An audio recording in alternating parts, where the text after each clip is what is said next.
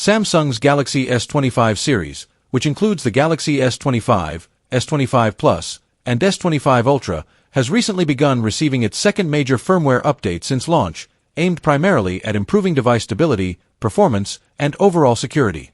This update carries the firmware version S931BXXS1AYC2 and introduces the March 2025 security patch, addressing over 58 known vulnerabilities that range from Android OS-level risks to potential issues in Samsung's proprietary One UI software. Initially rolled out in South Korea on March 20th, the update has since expanded to global markets, including the United States, India, and several European countries. While the update doesn't introduce new features or visual changes, it significantly enhances the system's resilience against security threats and ensures smoother day-to-day performance. Samsung is maintaining its reputation for timely updates, showing continued commitment to keeping the Galaxy S25 lineup optimized and secure post-launch.